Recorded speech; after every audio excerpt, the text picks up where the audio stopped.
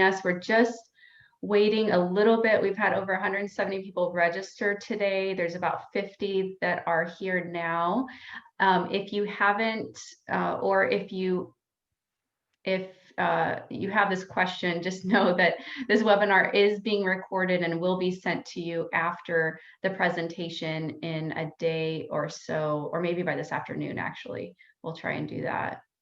We're just giving a little bit more time for people to come in and get settled, as we've had so many people register.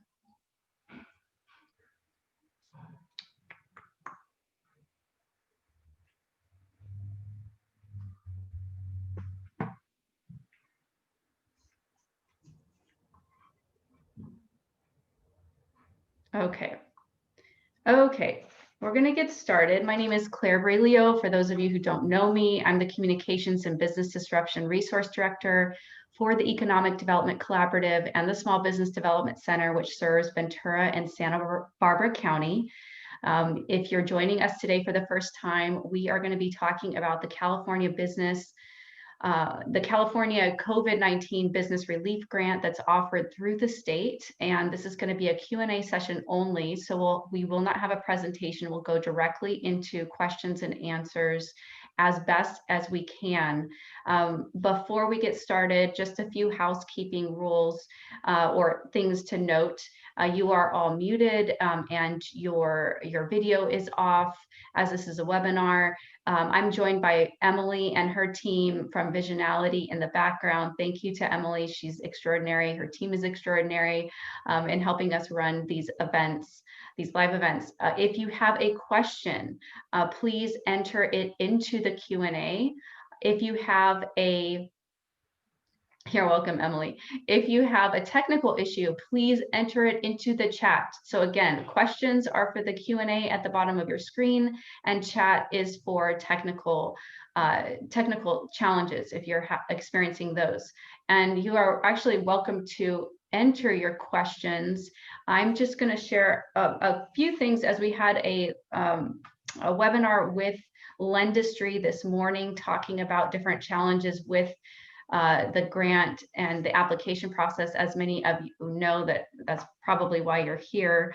One thing to note and I forgot this myself, how many people are working from home now, are on the computer, are all trying to access the same website. So they've had hundreds of thousands of people try and access the website. They're doing the best they can. This isn't a commercial for Lendistry, but it is a reminder that there are hundreds of thousands of people trying to access this grant program. It is designed to support primarily women and minority-owned businesses. That being said, as they will be given preference, there will be opportunity if you are not a woman or minority-owned business owner. Just reading through the notes last time and the questions that came through, I just want to reemphasize, and I know Juliana, who will present in a moment, just want to reemphasize this. You are not alone. We have been dealing with hundreds and hundreds of business owners who have encountered challenges. We've been working weekends, at night, over the holiday, to get you the answers that you need to complete this application. So I know that there's frustration in that process and all of the above. And so know that you're not alone. We also are in a really challenging moment in our history, in our corporate history, in our political history. And so please note that small mistakes can be made on the application just because we're dealing with so much emotionally, physically, mentally. So please take care of yourself during this time. Please practice whatever self-care methods you regularly do, and don't leave yourself out of this equation. Just one other thing I want to mention before I pass it off to Juliana is that our hours, you're going to be given the opportunity to call into our office at no cost and talk to one of our business advisors if you wish. after this webinar. We are going to possibly extend our hours after 5 o'clock today to help individuals. I'm waiting on that information from the office, but Lendistry has their hours of operation, their call center hours open until 11 p.m. tonight. So you have until after, way after 5 o'clock to call them. And just a heads up on that, because I know this webinar, we were running this a little late, knowing that it was the last day to apply. That being said, I'm going to give this over to Juliana. Thank you so much for joining us again. Juliana is our resident financial expert among many with the EDC SBDC, and she is going to be answering as many questions as possible this afternoon. Thank you so much. Thank you. Good afternoon, everyone, and welcome. Thank you, Claire, and thank you for to all of our attendees today for joining us. The purpose here is to answer as many questions as we can and go through even some live demonstrations. So if you have a specific question and we can answer it by showing you in going through the portal, we will do that. So just bear with us. And we will go ahead and start with the first question, Emily. All right, Juliana. My husband and I are co-owners 50-50 of a retail business. We are the employees and we have no other employees. We completed the application in his name. Should we edit it to reflect me? She's a female. Should we count ourselves as employees? No, well, you would count yourselves as employees because you're both depending on this business, we would assume. So that would be retaining your jobs or retaining you. However, as far as completing it with your husband's information or yours, you have done it already with your husband's, that's okay.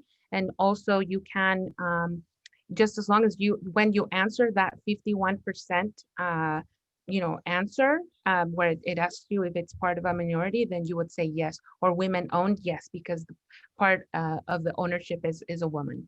So you don't have to change that information. Great, thank you. Qualification number 4 to receive a grant states that my business must be adversely impacted by COVID-19. My business is a single member LLC that did not have to stop operations. And though I have documented losses in the thousands of dollars from longtime clients, I was able to scramble to where my 2020 gross receipts remain similar to 2019. Does this disqualify me?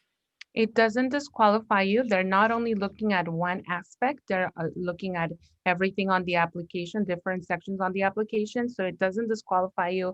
Obviously, like we've already said, they are giving preferences to the underserved communities, and therefore, if your business did not show as much of a loss, maybe that is not going to disqualify you, but there's probably going to be preference for a business that had a much a bigger loss, but that doesn't mean that you're disqualified. As long as you can show that you've been impacted in one way or another from COVID. Yeah, and Frank, my business is in exactly the same way, and I'm experiencing some survivor guilt and like, oh well, maybe I just shouldn't apply. And my other business owner friends are reminding me that surviving cost me a lot of money. I had to invest a lot of money to retrain my employees, to buy new software so that we can all work remotely. And so just in case anyone here is having similar sort of survivor's guilt, even if your business is still doing okay, you are adversely affected by this. Correct. The application asks for grants received. I listed my grant, but not my SBA loan since it didn't specify this. Does this need to be corrected? No, it doesn't need to be corrected. Great. What would be the requirements if my company is a year old? Can I still apply? So you must have been in business as of June 1st, 2019 to qualify for this grant. So if you were not in business as of June 1st, 2019, you would not be eligible. Great. Where can I find the application, and is it too late to fill it out? It is not too late to fill it out, and I believe we have the link to the application. But if you don't, it's care or careliefgrant.com. Great. That's where you can find the application. Great. Just to verify, older business owners are not a preferred class under this program. Older business owners. I'm So not, if I'm a business owner and I'm, 65 plus or 75 plus, like my age is older. no, I mean, you still are eligible if your business is, if you were in operations and are a California business. Again, I just want to make sure that everyone understands they're giving preference to businesses that under this, under the minority businesses, but that doesn't mean that you're not eligible. It's just simply that they're having preference. But if not everyone that applies, qualifies, then you will have a chance.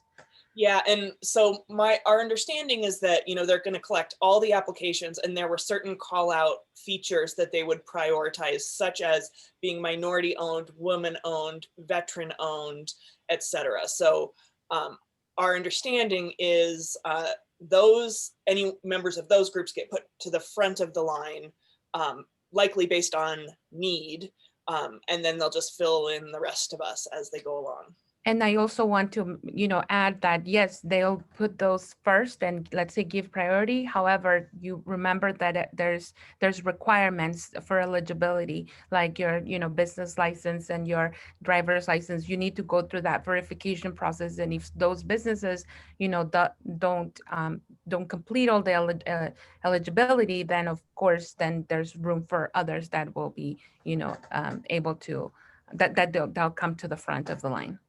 Great. I'm still waiting for an updated copy of my fictitious name, which was established in 1994. What happens if I do not have a copy for the application? So if you don't have a copy, but it is in the mail, it's okay.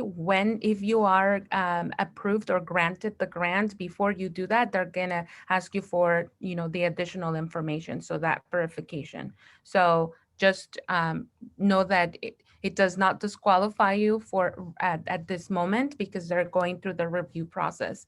As long as when you log on to the application, it tells, or when you log on to upload documents, it does put an asterisk of the documents that are required for the application to be fully completed, which is right now the attestation or the certification, and your business license. So that's, I'm sorry, not your business license. There's another document I can't remember right now, but so it says articles of incorporation, certificate of organization, fictitious name of registration, or government issued business license. So I uploaded my City of Ventura business license. Right. And if it was expired, let's say if it was expired, but it's in the mail, the one that was expired, you can upload that one. And when they are going through the process through the review process, they're going to ask you to provide the updated one.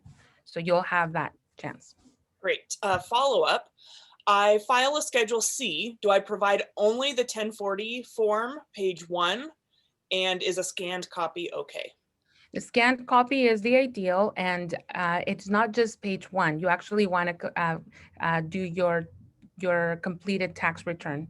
So make sure that you have the full tax return. And one of the things they're really, really pushing is how important it is to have a very clean scan. So they're on the website, the grant website, or somewhere in there, they have 2 recommended scanning programs. In case you don't have a scanner or you don't already use a scanning program, it's really, really important that you have nice, clean edges and nicely scanned. It can't just be a picture. Yeah, or showing your, and on the website, you'll find, if you go through the guide, it tells you exactly the do's and the don'ts. So make sure that when you're uploading your documents, they're as clean and legible as possible. Great. I started my business in 2019 and just incorporated in 2020. Sales were to begin in May 2020, but all suppliers switched to manufacture PPE. This delayed income, but not expenses. Are there any grants available to me? I have not had any income yet. Business owned by a woman. So if you didn't have any income, you must have at least had $1,000 to apply for this, for be eligible for this grant. So if your business made at least 1,000, then you're good. If you didn't, then you wouldn't be eligible for this. You need to be able to prove that you were in business by February 15th for other programs like the EIDL. So I would encourage you to contact our clients or our hotline for us to sit with an advisor, and we can help you and look at more thorough as to how we could what programs you might be able to qualify or apply for. Yeah, so we'll post that information in the chat. And two, don't forget, there's some really great loan programs. My business got a loan from EDC after the Thomas fire. Weave has a really good loan program for pre-bankable businesses. So don't despair. There are lots of ways that we can help.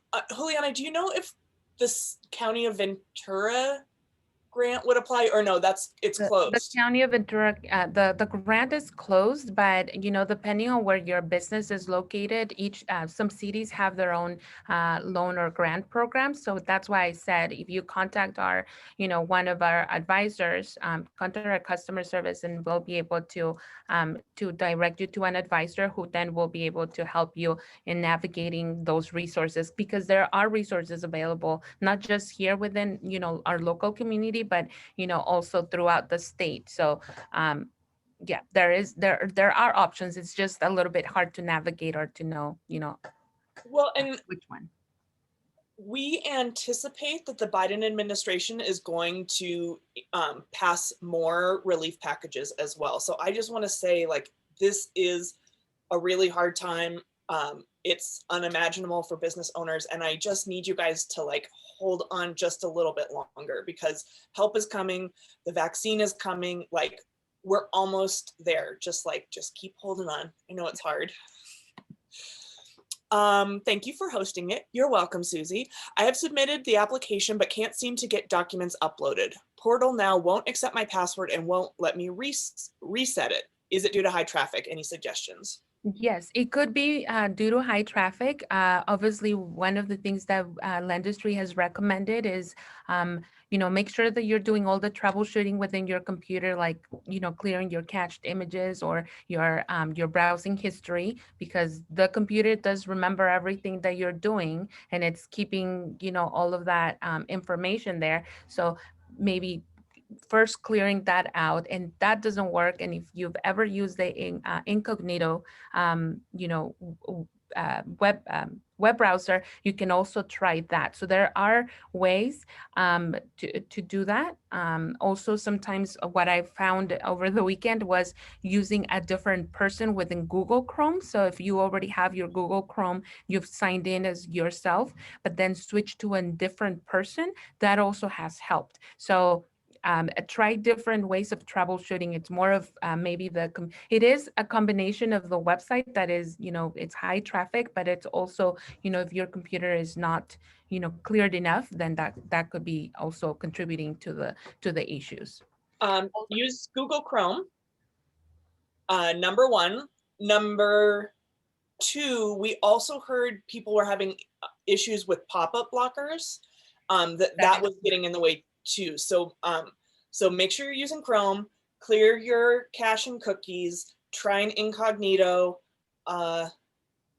look at your pop-up blocker and make sure that that's down. And one more thing, also, because in this, again, I found this as I was doing a few over the weekend, I found that there are times that there's a delay on when it shows that everything has been uploaded. So the fact that it says that it's not uploaded does not necessarily mean that it's not. What I would recommend is that either you log out and log back in. And when you log back in, usually it'll show that those steps have been completed when you've uploaded the documents. I was also super confused by the interface of the document uploader. And so the first time I did it, I had 4 documents to upload, and I clicked browse and I selected my 4 documents, but then the way that they uploaded, it thought that all of them were the certification. And so what you actually need to do on the left-hand side, you need to click on each of those different documents that they're recommending or requesting.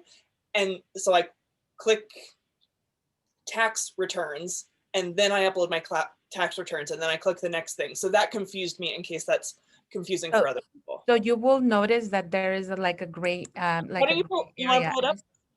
I was thinking if I can pull that up really quick so that we can show them what you're talking about. And the other thing too, there is sometimes a delay in the website where it is just taking time to process and think. That is correct. And that's what I was saying, like, don't despair. So you were talking about this right here. So when you are uploading, you were talking about the application certification. Notice how it gets highlighted as we move the cursor. So right now, if I put application certification, that's going to then upload the document that corresponds to that specification, right?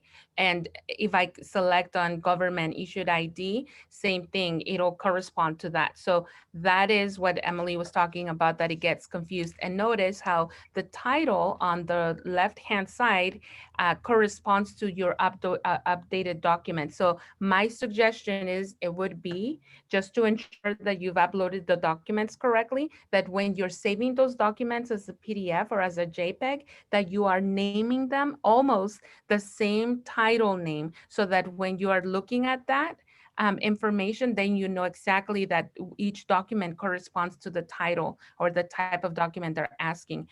Obviously right here, this is kind of pretty self-explanatory. Tax return 2019 is my document name in my computer, and within the portal, it's the most recently filed 2018 tax return. So this is the title of the document. My document, again, in my computer, is the tax return 2019. So, and maybe, that will help. Same thing with the articles of incorporation. That would be the same thing here. One of the following articles of incorporation. So I named my document articles of incorporation. So it does correspond, and it's easier to identify that I've uploaded them all correctly. The other thing I like to do is put my business name in there. I just have this fear that it's gonna get lost somewhere. So I do exactly the same thing. I just say Visionality hyphen, and then whatever the thing is, just to keep things like super neat and tidy. Yeah, correct. On the 300 UI, I'm sorry? I'm gonna stop sharing here, so. On the 300 UI from the government, has that started yet? Is there a minimum earned like before? 600 was a $1 minimum to have gotten on UI that week. And the FEMA 300 was a $100 minimum that you had to earn. I don't have much information on UI. So I would say if we can defer that question maybe to our, yes. Save that question and we'll defer it. That would be. Team, would you copy and paste that somewhere so that we can get back to her? It is my understanding that the additional benefit has already started or restarted. And on our last webinar, we shared the link to the latest on unemployment. So if you check our our recording from last time, we had a link there to where to find that information. I'll try to see if I can find it quickly. Cool. I don't have an NCIS code. Do I leave it blank? My business is women owned. You would have an NCIS code, or at least one that is the closest to your industry. So let me show you that, because it is confusing for some of us who don't know what that is. But if you within the application, it provides you a link for an NCIS code. Oop, no. Oh man, I hate this process. This is finding your NCIS code is the worst.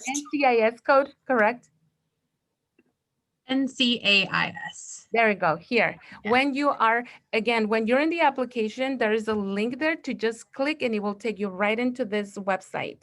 When you are in that website, you are going to be able to then type in a keyword. So depending on the type of business you are, so in this case, let's say beauty salon. You just type that in and click on search, and anything related to beauty salons will pop up. So if you tell us what type of business it is, we can help you find your NCIS Oh right yeah. now. Post it. Post it. Post So it and we'll help you. we'll come back to this in just 1 second. I also know I felt like a lot of pressure to not mess up my code. And so I just want to like take a step back on that. It's okay. It's, you know, just pick the thing that feels closest to your business. It's going to be okay. But I Right. was really stressed about it. Correct, especially if you're not, don't see the exact name of your type of business come up. So just don't freak out, or don't worry. It's okay. The closest to that, remember that they're going to need data to be able to know, to show that there's a need, in which industry there's the most need, and who was helped the most. So this is the data that is used to identify how, you know, our communities were served. Well, and two, they're prioritizing certain industries. And so I think the way it's going to work is like they look at how many of those like extra bonuses each business has, and then they keep getting moved to the front of the line. So if you happen to be in one of those prioritized industries, it'll be important to put in that code properly. Correct. I still don't know what it is. Maybe she'll post it. On the 300, oh, sorry, we already did that. The new IDLE, what is the grant size per employee? The first round was 1,000 per employee. Well, actually, the change on that is that the grant is now going to be the full 10,000. So as a matter of fact, if you were given only a portion of the 10,000 in the first round, or when you applied the first time, you'll be able to apply for the difference. The SBA will be doing reconciliations of those. I don't know exactly how they're going to be doing that yet, but I do know that they're going to be doing a reconciliation to provide what the difference of the grant is. So it's no longer the $1,000 per employee. You can go in and apply for the full 10,000. Do you need More to to apply? come on that for next Okay. webinar. Do you need to apply for a new loan, or it's just like a, hey, I'd like the rest of my money? You would apply for the new loan, you just don't take it, right? In order for you to be able to apply for the grant, you go in, apply, and then you will get the grant, but then don't accept the loan, just like you did in the first round. And that was a really good plug. So we're going back to our schedule that we had at the beginning of the pandemic, which is once a week, we're going to have a webinar similar to this. This one's just Q&A. And maybe we'll do more like this. Maybe there'll be more presentations or a mix. So make sure if you're here, you will get an invite to the schedule, but we'll have more information about like that new IDLE loan next week. Can you check 50% woman owned if myself and my husband have 50% shared in our S Corp? Yes, you can. Great. I list my IDLE loans in the grants received. Do I need to edit this? You don't need to edit. Even if they put the full loan amount? Oh, they put the loan amount. I'm sorry, I was looking at the word grant. No, yes, you would need to edit that if you put the loan amount. So in my grant section, what I put was my IDLE advance plus my Ventura County COVID relief grant. So I got 6,000 for IDLE and 5,000 for Ventura County. So I put 11,000. I did not put my PPP loan because that is a loan. I did not. Or at least was, if you didn't apply for forgiveness, it was still a loan if you didn't apply for forgiveness. Yep, and I did not put my IDLE balance. Cool. Correct. Thank you, Emily, for catching that. I'm like, yes. No. I was like, I'm pretty sure we talked about this specifically for my application. Right. Are C6 nonprofits eligible for the grant? Yes, they are, and certain though. So I would check the guide. And again, when we're talking about the checking the guide within the web, within the portal, or the main page, you'll be able to click on application guides, and on there, you're going to select nonprofit application guide. And that is going to tell you who's eligible and for what type of business. It's Well, only certain. C3s, C6, C19. But I think also religious churches and other religious institutions are ineligible. So on that, and if you're ineligible in one category, it doesn't make you eligible in the other. So if I'm a church registered as a C3, I'm still a church.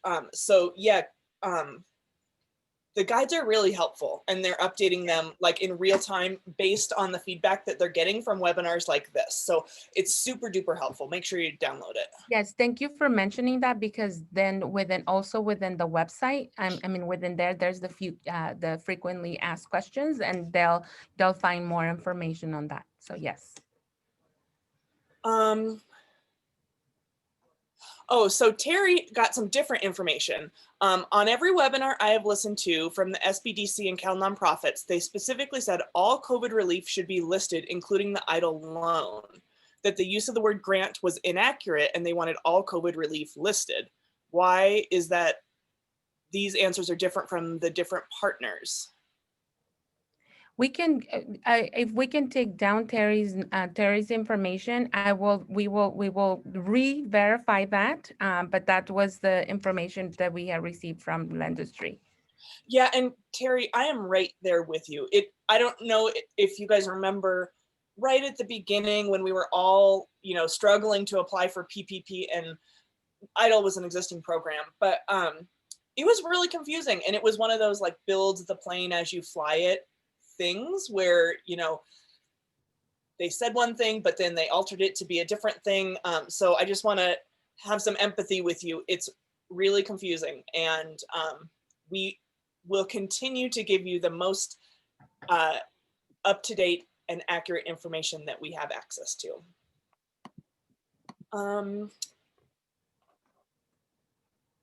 So I'm going to ask this one more time because we've gotten it a few times.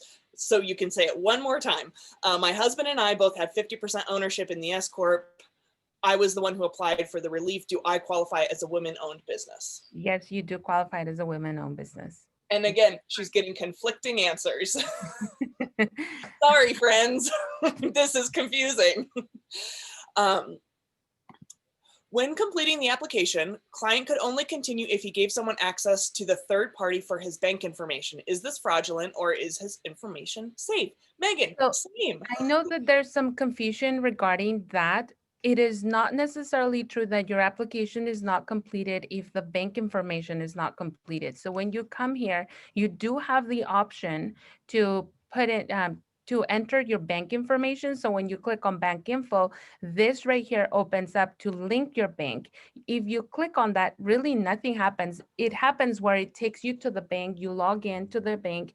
It is a way to verify the bank account, but currently that feature is off. So even though it does take you to the link to your bank, it does let you log in, nothing really happens to the actual portal or the application part. You also, have that information, you can put that information manually. And at that moment, it will say completed. However, if it doesn't say completed that particularly that information, it doesn't mean that your application is not completed.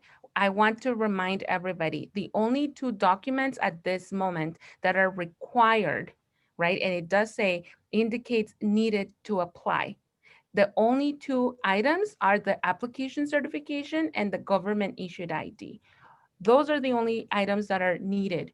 It is helpful, and it will be very helpful if you already upload your 2019 tax return, your articles of incorporation or business license, and even the bank information, but that does not necessarily mean that your application is not in. Only these two items, application certification and government issued ID, are the ones that are required or needed to apply.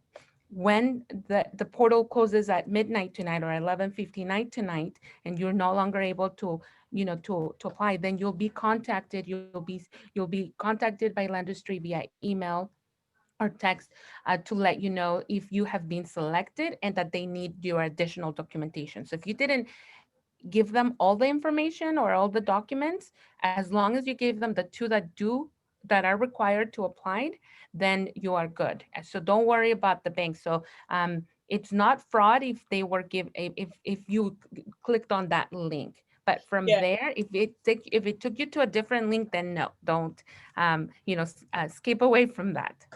Yeah, and Megan, I had the same concern last week when we did a webinar because someone asked this question and I was like, no, don't put your password in anywhere. But I went to put in my bank account information. Exact same thing happened. So as long as you're within that California grant portal, and when you click link my bank, it does pop up with a third party that has you sort of like match it up. So yes, that is the right thing to do.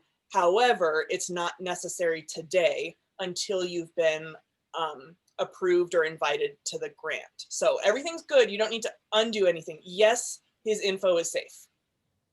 Oh, don't freak out. Megan's chatting us. Don't freak out. He did the right thing. Every hundreds of thousands of businesses who are going through this process and will get an award is going through the same process. So this third party connector is a way for Lendistry to verify that it's your bank account and it's accurate. So think of it kind of like when you set up like a direct deposit or something, you need to like do that verification. So that's what that third party software is. So tell them it's okay. Tell them we all did it. We're all good. Okay, I completed all of the requirements, but the system continues to stay pending under the business license. I've downloaded my business license and LLC filings 4 times. It says pending, what do I do? So if it says pending, just ensure that when you complete it, remember I said that when you are highlighting, when you make sure that you might be uploading it and you may see it down here under the documents that have already been uploaded, even including the preview. You may see them listed there, but that does not necessarily mean that it's uploaded to the correct to the corresponding document. So make sure that that's not happening to you, so that you are highlighting that you are uploading that specific document, and that you've added that document there, because that's probably why it's still showing pending.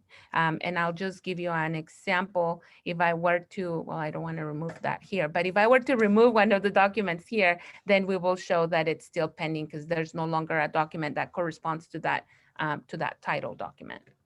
And also try those sort of web best practices that we talked about before. Make sure you're on Chrome, clear your cache and cookies, try undo your pop-up blocker, and try an incognito window. If we submitted our application and we want to go back and make changes, are we able to do so? You can, you actually can, if you've already submitted the application, I'm gonna go back, it may not let me go back now that I'm trying to go back to that, but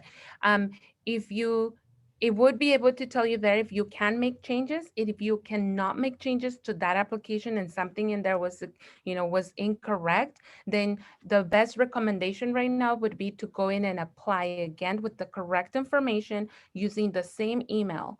When you won't be getting a confirmation email with a new username and password because you already have one. When you log back in, then you'll be able to see both applications, and you're going to select the one that is correct, and that's where you're going to upload the documents, and that's say ignore the other one.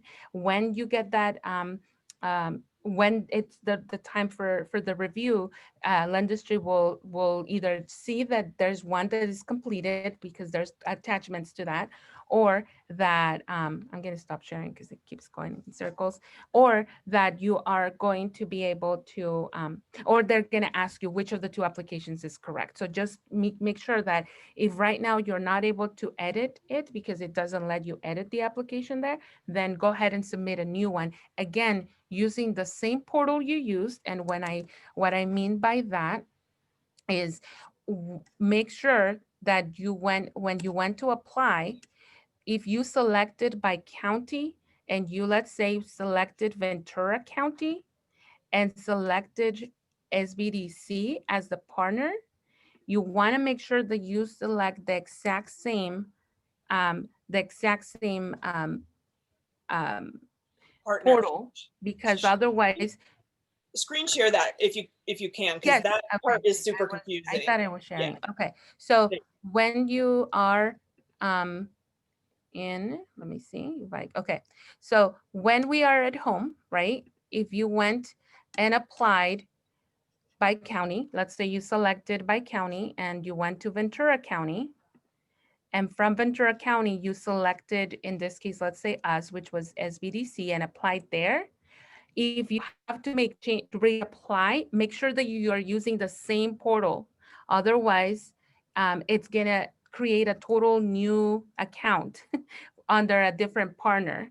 And that's where you won't be able to see both applications. It happened to me with another application where, the information was incorrect. Somebody had applied as a nonprofit instead of a business. And so obviously it's not a nonprofit. So we had to reapply, and when we logged back in, because we used the same portal, we were able to see both applications, and we selected the one that was correct, which is the for-profit business, and we were able to upload the documents accordingly. So just if you cannot make changes, then go ahead and apply, but make sure that you apply through the right portal, the same way you did the first application. It obviously, this is exactly what you guys are probably experiencing, that the system may be that down or not uploading as quickly or successfully. So be patient. Be patient. I'm sorry. It's awful. It's frustrating. The system is just really busy. Yep. Um, for my application, I uploaded the document and I got an application DIR number. Is it okay? Application DIR number. Yeah, I wasn't sure what that meant either. So do me a favor, please give us a little more information or rephrase your question, and we'll come back to it because I wasn't sure what you meant either. We are a child care center. We are part of a larger corporation, however, rely on our tuition. We are currently bringing in just half of our budget due to COVID restrictions. Is this something we might qualify for? I do not have the application to read through to see if we might qualify. So Juliana, why don't you just give us like the really big picture parameters for when you would qualify? So if you're a business in California, that's number one. Number two, if you are Physical location in California. a physical location, yes, thank you. A physical location in California, and you've been impacted, by COVID, which most of us have. In this case, you have, and you are registered with the state of California. In this case, you said you're a nonprofit. So if you are, let's say, No, part of a nonprofit, didn't she say? Part of a larger corporation. A larger corporation. Okay, so the corporation is registered, right? In the state, if they need to be registered within the state, so that you can then apply through the for this However, for this grant. so the corporation is the one who's applying. Number one. Correct. You can only apply once. So the corporation cannot apply multiple times? Correct. If you are using the corporation's business information, so if you normally use their tax ID number to apply for, for grants, or I'm sorry, for business legal matters, then make sure that the corporation itself has not applied. If they did, then you wouldn't be able to apply again, because you only have to do it for one business. Even if you have multiple businesses. Right, so one business and only one person. So if I own 3 businesses, they direct you to choose the business with the highest revenue, and that's the business that should apply. Correct. You need to have made between 1,000 and 2.5 million last year. So all of those things sort of need to be in play in order to qualify for this grant. And you needed to be incorporated by when? By June 1st, 2019. So make sure that I understand that you may not be able to go through the entire guide. However, if you go to the homepage, there is a pretty good, overview of that information right from here. So you'll be able to see that. And of course, the guide will give you the more detail on that. Great. Juliana, when should applicants expect to be notified if they received the grant or were waitlisted or did not receive it? So it is our understanding, and as the website does, does state here that the round is closing on the 13th, and the notifications will be rolling starting on January 15th. So you may get information or an email from Landistry with some updates or information, sooner than that. But for sure, as far as being eligible, it is, you know, their hope is that by June 15th, as of June 15th, they'll start notifying January, recipients.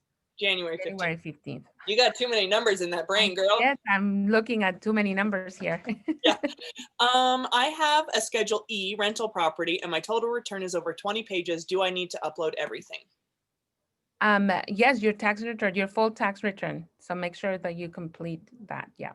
And don't forget, if any of your documents are password protected, they have a little field where you're uploading it for you to put the password. Yes, And of course, I'm not able to log back into, oh, right here. Yes, when you are uploading that, I want to show it. I think if it's yes. it's a bit easier. So when you're there and you're going to upload a document, it opens up right here where it says password.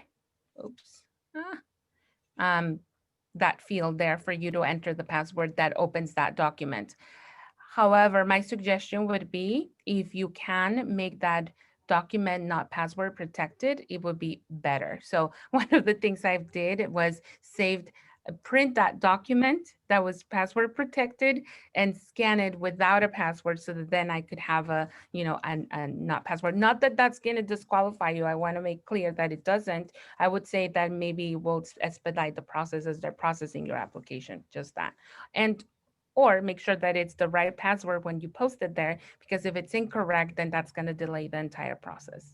Yeah, I took the same approach. I was going to ask you if you thought that was right, because those things are password protected because they hold really important information, sensitive information. But I figured it's one less thing for me to mess up, or for a wire to get crossed or something. So yes, I'm glad that I didn't mess that one up. That's the approach I took. Can I apply all over again because I couldn't sign in to check and I didn't get a confirmation email? Yes, that is the recommendation at this point, since we're pretty much right now we're running out of time. And if you didn't get a confirmation email, or if you don't know how to go back in, then the best bet is the reason that you might have not received a confirmation is that obviously you didn't complete even maybe the first section. But even if you did, and right now you're trying to log back in, is because you're doing it through a different portal. That's why it's so important to make sure that you know how you applied, especially if you went through Ventura County and chose us as a partner. Make sure that you're doing the same steps so that you can get back into it. Same thing for when you log back into your account. Make sure that you're using the right link. Well, and Juliana, do we have written down anywhere those like browser best practices? Because I think we should include those in our follow-up email, because we're just having so many technical issues. Yes, as a matter of fact, this morning Landistry, like Claire said, we were in a call with them, and one of the things that they shared is there are, under information for applicants, there are application tips and videos on demand, and they are adding those videos, obviously more and more, particularly they're going to be helpful for the second round. But within here, you're going to see them in different languages, as well as, how to find your NAIC code, the application process, and they're very helpful. So if anything, we can include the link to this on-demand videos, because they're short videos that help you with those troubleshooting issues that you're having. Great. And I wanted to make sure that everyone heard what you said. There will be a second round of applications. Frank is chatting me and he's saying he's having the same experience I had when I tried to apply on the first day, which is he's entering his contact information and it's just sitting there, and he clicks like continue, continue, continue, and nothing happens.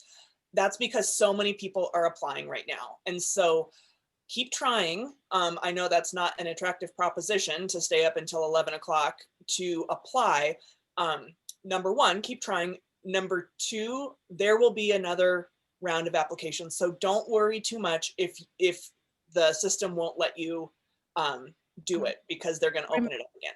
Remember that this is not a first come, first serve. So the fact that you didn't, do it at the beginning or don't do it like right now does not mean that you are, it's not a first come, first serve. And it was very clear from the beginning. So everybody will be considered that is eligible, right? Because there could have been individuals or companies or businesses that might have applied right at the beginning, but they're not eligible or they didn't complete the application completely or correctly, and that doesn't mean that they have that, let's say, that place. So obviously you're not out of luck just because you're not able to do it right now. Also, it was really weird, and Juliana, I think you had the same experience. So I had that same thing where it only let me enter my contact information and I couldn't continue, but I was already in the system by then because they sent me an email saying thanks for your application. So I think there's a chance too, Frank, that you're kind of technically in the system now because you hit continue. But we just don't know how they're going to handle that. And so also don't be surprised if they send you a confusing email that says, thanks for your completed grant application if you haven't done it yet, because that's what happened to me. Right. And again, just it's mainly just to speak as how much, the overload of applicants that or information that the system is having. So don't lose faith. Yes. I applied for my company, which is a for-profit, and my other company is a nonprofit. Is this allowed for one person to apply for two companies? It is not allowed for one person to apply for two separate, companies. It's either one or the other. So you would need to choose if you apply for your nonprofit or if you apply for your for-profit business. You cannot do two. And so we recommend that you choose the one with the highest gross revenue, because then you'll get the biggest grant. What happens if she already applied for one and it happens to be the lower revenue one? Should she also apply for the higher revenue or just leave it? She could. That doesn't mean that she's going to, that, Lendistry may contact her to see which of the two applications she wants to choose. And then at that point, then you can do, one or the other. Great. How do I be assured that my uploaded documents are being reviewed?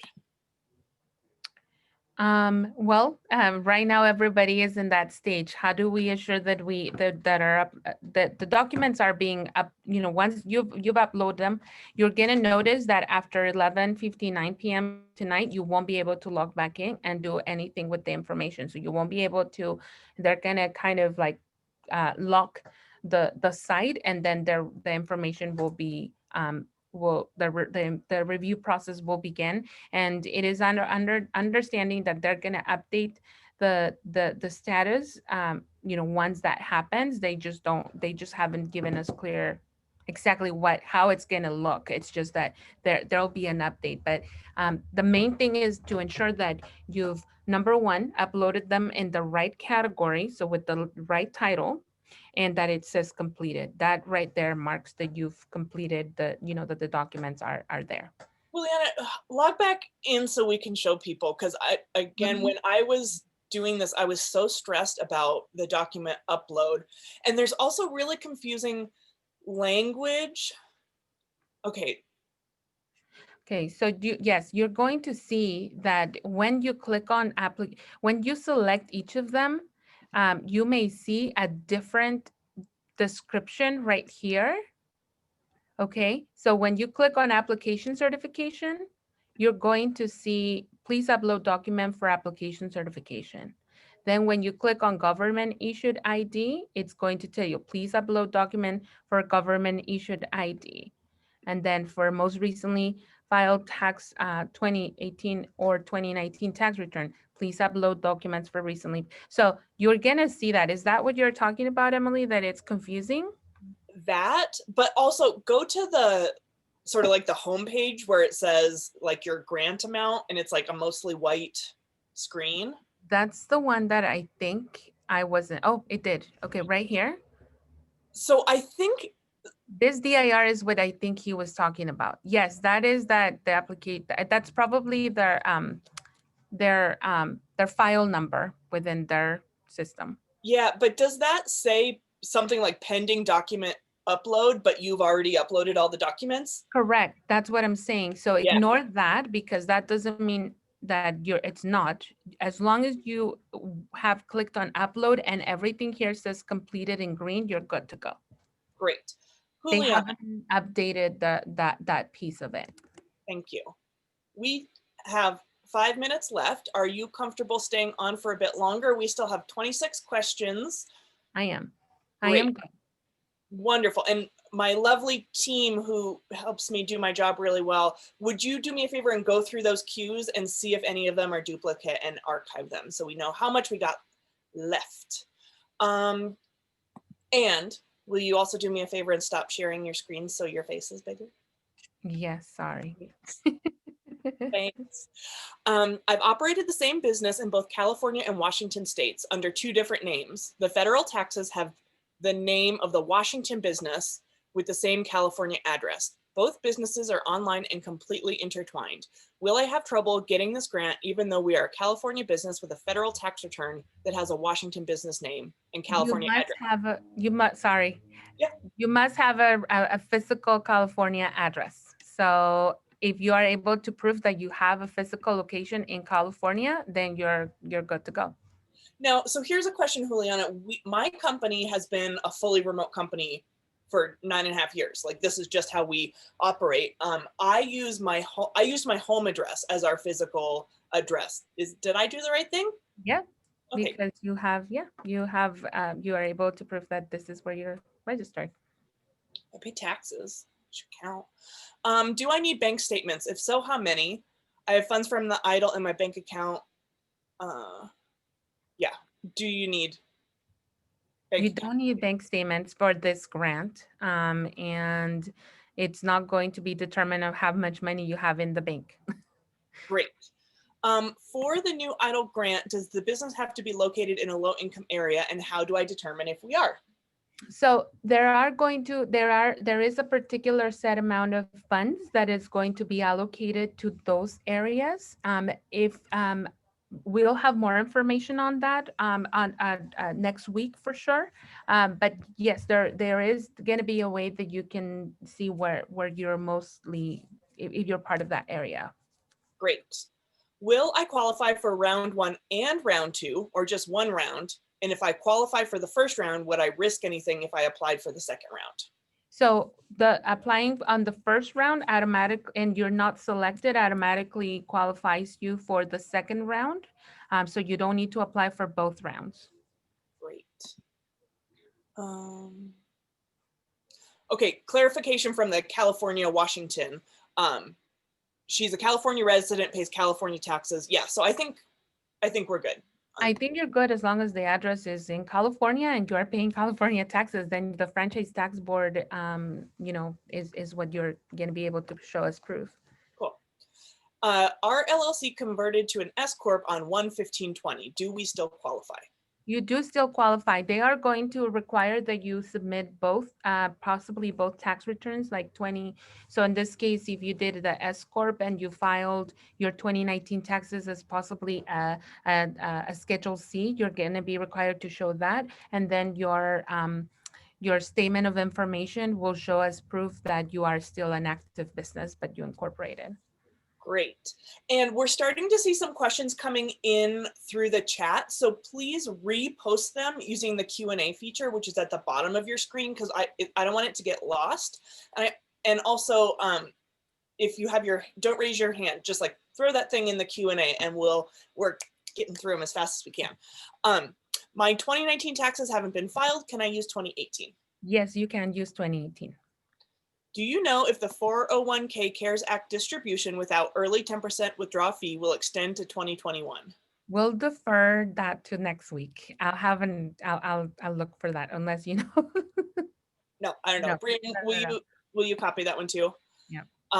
For self-employed independent contractors who do not have an LLC or are incorporated, what suggestions do you have for completing the application?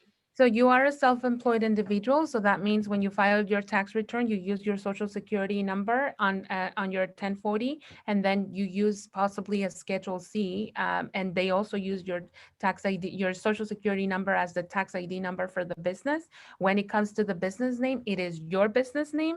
If you have a DBA, then you would put that on as a DBA. But as far as that, the business is yourself. So with your information as well. So even though it's going to look repetitive, it's okay. It's just like it looks on the tax return. Well, and Juliana, I want to make it super clear. Sole proprietors are eligible for all of these programs. I've had to really push some of my colleagues to apply because they just assume, oh, well, I haven't incorporated yet, so it doesn't matter. No, if you earned business income in 2019, you qualify for this and all the other programs. Correct. We applied for a grant through the county, and I believe we were approved for $5,000. We haven't received it yet. Do we still qualify for this grant? I thought that all the funds for the county grant were already distributed, but we can double check that if you can, if you want to contact us, and we can double check for you on that. But I thought that all those funds were already distributed. So if you qualified and you were told that you were gonna be granted, you would have either seen the deposit in your bank account or received the check already. But again, contact our our hotline so that we can help you find that information if you were told you qualified. Juliana, can you give me the super big overview of the programs that are available? So just like super high level, what's PPP, what's EIDL, what's COVID? Yeah, so I'll start with the California grant, which is what the main thing, the main piece that we're talking right now. So this is California assistance or relief, COVID-19 relief for California businesses, and that's the California Relief Grant. Then we have the EIDL, the Economic Injury Disaster Loan, that is funded by the SBA, and that comes with a grant. Now with round 2, you can apply as well, and you are eligible for a grant if you didn't receive that already. That is a loan that has longer year terms. The PPP is Paycheck Protection Program, and that is designed for you to keep your employees on payroll. So if you have employees and you want, and but your business has, reduced sales, but you still want to keep your employees, that is designed to keep your employees off unemployment. There is unemployment, PUA or PUA. Okay, yeah. And that's for independent contractors or self-employed individuals that can apply for unemployment, or that don't have a regular job to show that they had a W-2 income. Those are kind of like the biggest ones right now that I can think of at the top of my head. However, within each city or county, there's grants that are being offered, which are also part of the CARES Act legislation. So the best thing that you can do to understand what you could qualify for is to meet with one of us as an advisor. Just come talk to us, and we can take a look at what your business situation is, and what you could possibly qualify for. Well, and I'm hearing this a lot less now, but at the beginning of the pandemic, there was so much, oh no, I don't want to take on another loan. Oh, I'm not doing that bad, so I'm not going to apply for any help. I don't want to take a handout. Running a business is really hard. And running a business during a global pandemic is really hard. And I am sure that not a single one of you is hoarding wealth. If you get, these programs are built to help our businesses thrive.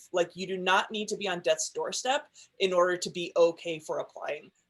Just apply. I didn't need my full EIDL amount, but I took it, and it's just sitting in my bank account as a safety net. And I'm not spending it. I'm not doing anything wild with it. It's just sitting there because that is my safety net. And because I had that safety net, I felt comfortable hiring a new employee. Hi, Jahi. And we were comfortable hiring in advance of that work so we could like not burn out our employees or something. So take all the help. They're designed to help you and continue the operations of your business, whatever that looks to you, right? Everybody is in a different situation. Some may have been hit really hard where they cannot keep it and they need additional assistance, which is why there's a second, round of PPP, or this is why the EIDL, extended, because there are businesses that are struggling that do need the assistance, that even though they took that money, they are not able to still operate like they would have if sales would have been continued normal or as normal. So just keep that in mind.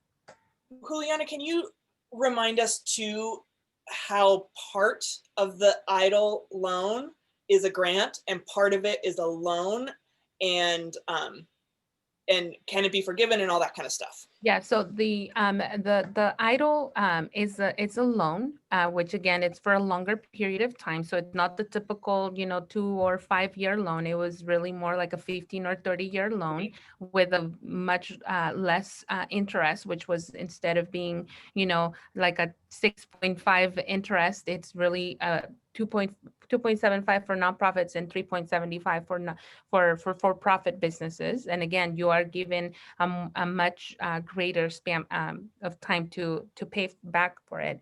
Within that, there is a grant advance, or where there is an advance that becomes a grant, either if you take the loan or not.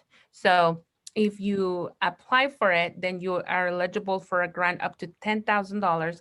The beginning, you were granted $1,000 for every employee.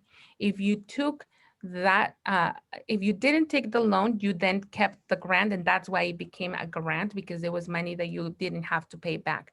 Again, you have to apply for the loan. The loan comes with that advance of those funds, which become a grant regardless if you take the loan or not. So just that is what that piece of the grant is. And PPP starts as a loan, and if you use it for approved purposes, you can apply for forgiveness. And we'll go into a lot more detail on that next week. Correct. In my business, I sell products and I provide computer design services. Sometimes I have sales, and at the same time, I provide these services. What do I show as, what does your business do and what type of business is it? I am listing professional for what the type of business is, and service business for what my service business is. So right. I'm assuming this person is a sole proprietor who does sort of two different gigs. Yeah. So I would say, I mean, it would be helpful if we knew what she does, because maybe that's what she's struggling with as to what to select. It would be helpful to know, because what is it that you provide? Is it business services, or is it just selling product? I would say that if the majority of it is business services, and then there's an add-on of selling products, then I would go with the business services. But if the majority is selling of products, then I would choose selling of products, and then not the business services. Can an insurance agency apply for this grant? An insurance agency, I mean, I'm gonna guess that it's a broker, right? I'm not sure. Omar, give us some clarification on Yeah. either. I would say yes. I mean, if you're a broker, you're not the insurance carrier, you're the insurance agency selling insurance consulting services, right? So then yes, you would qualify. I think I know the answer to this next question, and it makes me sad. Hmm. If my gross revenue was $2,689,000, does this make me ineligible for the grant? You already know the answer. Unfortunately, yes, it does not qualify you for this. It makes you ineligible. I'm so sorry. I I have a friend who literally missed the 100,000 cutoff by $600. And it's like, I'm sorry, this sucks. This super sucks. Juliana, can she choose to use 2018 or 2019? So if one of those years is below 2.5? She could choose. I mean, you can show, you're going to need to show proof. And if your 2018 is less, then, you know, you can go by that. I think we gotta we also remember, we gotta remember, you know, what this relief grant is designed to do. And, you know, thankfully your business was, you know, and that, you know, hopefully it was in that, you know, has that capacity to continue, you know, growing or staying, you know, somewhere in those numbers, even if it's half of that, but it's still, you know, you still have the ability to make, you know, money. Remember, there are others that are not as fortunate. And so let's remember that the reason that this grant relief was designed was for those that, you know, were not as fortunate. Right. Somehow when I clicked apply, it took me to a Northern California SBDC. I completed the app and got a number, but my business is in Ventura. Does this matter? When I checked apply, so this person is in Ventura, but accidentally applied through Northern California. No. As long as you apply for what you can apply through any partner. As long as you just remember to apply through when you're going back for any information, you use that same portal, you're good. Great. Where do I find the government ID number? The government ID number. I'm gonna just it's a government ID is any issued government document. In this case, your driver's license, your state ID, your passport. That could be a government ID. So you wouldn't just need the number. You actually don't need the number. I think what she means is if you're a sole proprietor, you put in your social security number. And if you're a business, you put in your EIN number, your employer. Right, that says government ID, and the government ID from the description of the documents that are required, it is a government ID document. So I'm thinking it's that, but you are right. If they're talking about when you need to input the either your individual information or the business information, then yes, it would be your EIN number if you have one. If you don't have one, then your social security number would be the same as the business ID. Well, and an easy way to figure it out too when you have questions like this is you want everything to be consistent. So like you're uploading your taxes. So what's the number that you file your taxes under? So just if you have these kind of questions, like just think about how do I make everything consistent? Correct. Also, I would like us to remember what we heard at the last webinar. We had a webinar attendee who Googled something and was somehow directed to something called a SAM certificate, SAM certificate, that costs her $500 and some. I have been in business for almost 10 years. I have never heard of a SAM certificate. I don't think it matters. So I just want to be super duper clear. Nothing about this should cost you any money. Yes. Yes, except, and I'm just gonna be clear, except if you didn't renew your business license and you need to renew it, you obviously do need to pay your dues for being in business to be able to have your up-to-date business license. But that you're not gonna need that just yet. But you'll need it. So just keep in mind as to what it is that you're required to pay to, you know, be able to complete. An example would be, I haven't filed my 2018 taxes and I haven't filed my 2019 taxes. You need one or the other. So you're going to need to pay a tax preparer to prepare your 2018 tax return or your 2019 tax return. That doesn't mean that, you know, they're going to, you know, allowed to charge an outrageous amount of money, but I'm just saying that it's important that you know what type of fees you would be required to pay just for the normal course of your business, but not just to apply for this grant. Yep. So we've gotten a couple more questions about like PPP and EIDL. So because we're already over and because we're going to do recurring webinars, I'm going to just archive those. And so anyone who wants more information about all of the other programs available, you will get an invite to our next our webinar series. It's going to be every week. We're going to alternate Wednesdays and Fridays, and we're going to do the same thing. And we're going to cover all the programs. Also, call EDCVC. Call them. They are here for you. Your taxes have already paid for their services.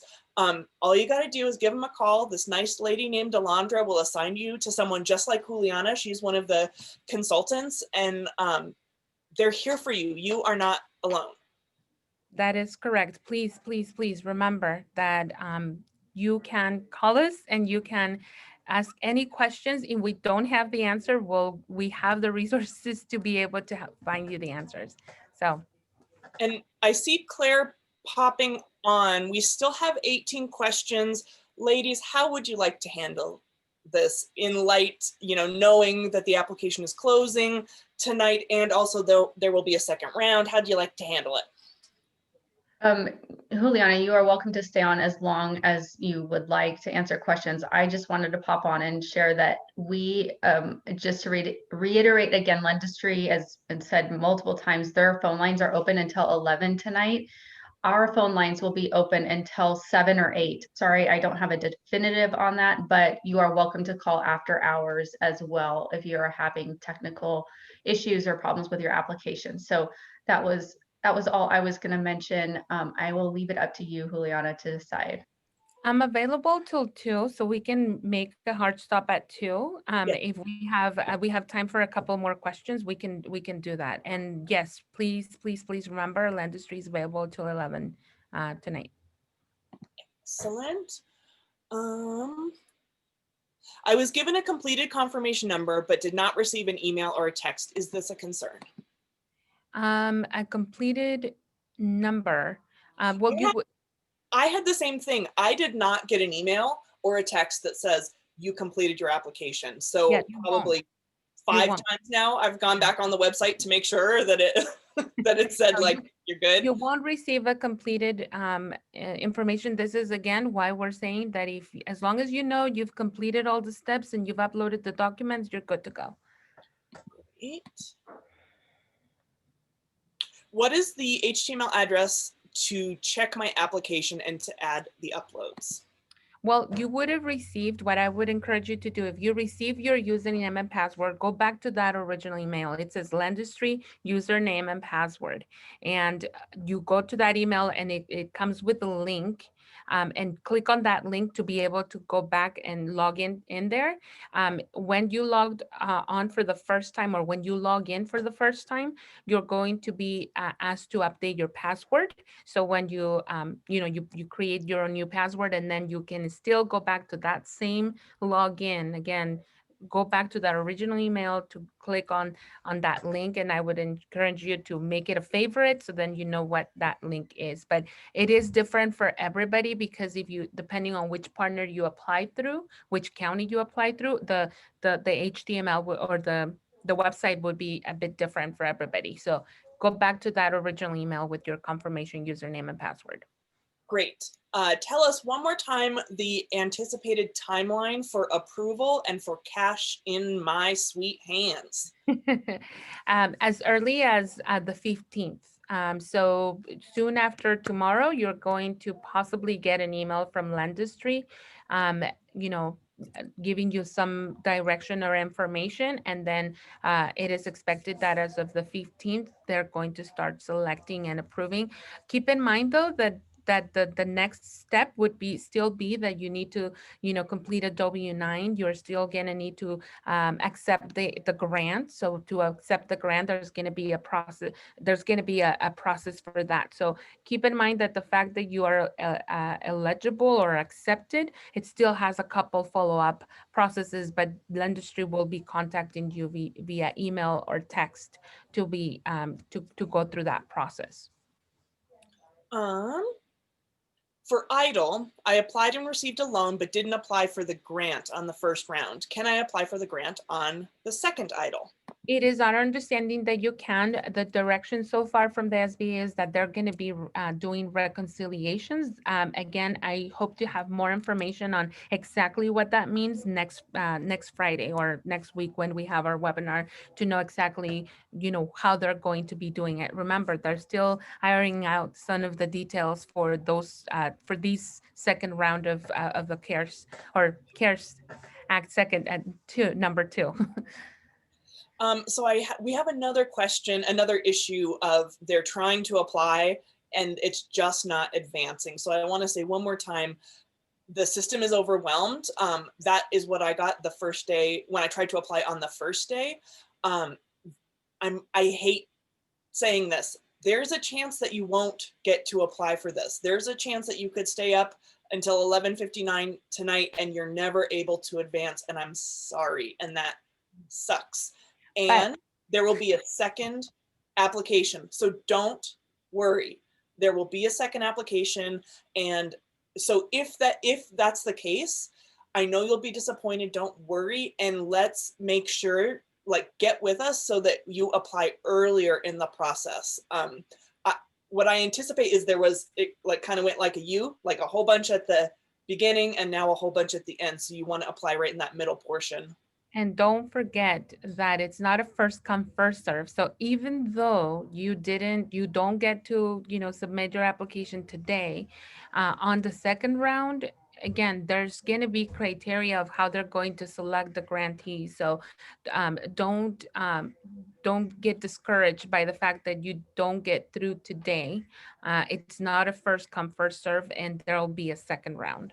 Great. And do you know when do we know when that's going to happen? We don't have dates on that. I think that once they start going through the process of this first round, they'll get a better idea of about how long, and we'll have that timeline in the next couple of weeks, hopefully. So we'll be able to notify you through our next webinars, follow-up webinars. Even though we're going to be talking about PPP and EIDL, we'll still update you of any programs that come out throughout. Well, and because you've attended this webinar, you're on the EDC list. Claire sends out a few emails a week. And so as long as you're opening those emails, you are going to know when things are happening. Okay, we have one more question.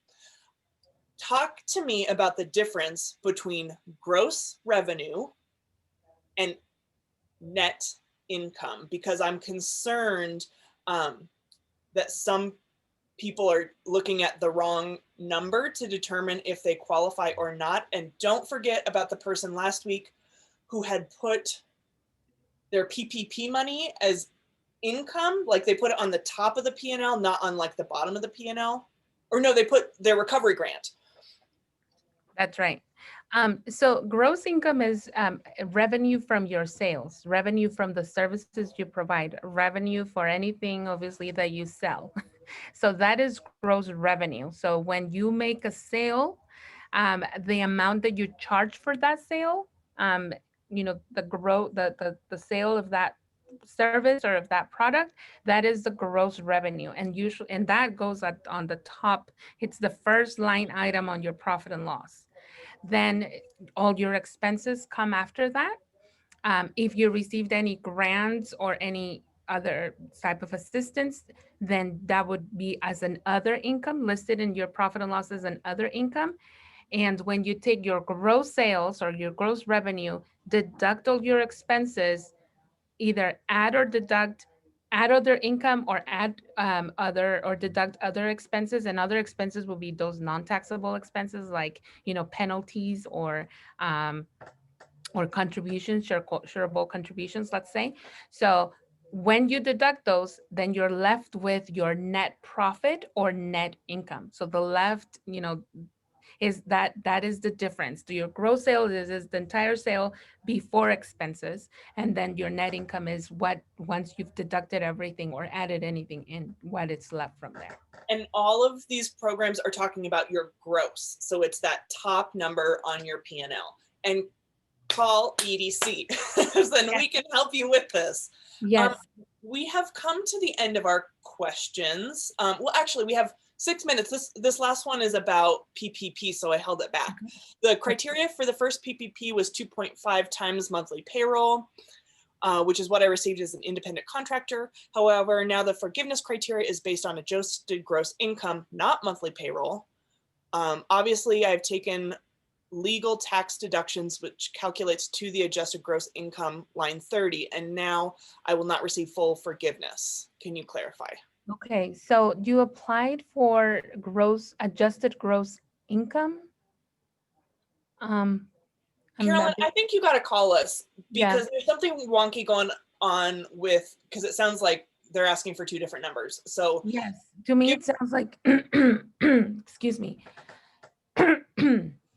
It sounds to me like there is some type of confusion there between, you were not required to provide gross income sales. I don't recall for the PPP. It was just strictly based on payroll figures. Excuse me. So I don't think that we're talking about the same thing on the forgiveness piece. So yes, give us a call and make sure that you can talk to one of the advisors or myself so that we can assist you, make sure that we understand what you're, you know, why you wouldn't be able to get for forgiveness. we have done it, my friend. Wow. 71 questions. Congratulations. Everyone who's still with us, thank you. I want to reiterate what Juliana opened with. You are not alone. We are here for you. Call those dang numbers and let us help you. Claire, are you still around? You want to close us out? She may be off doing other things. I think we're good. So thank you all. Oh, there you go. We're good. You're good. Thank you. Thank you everyone again for attending, and we will see you next week. Yes, thank you. We'll see you next Friday. Yes. Bye-bye. Bye.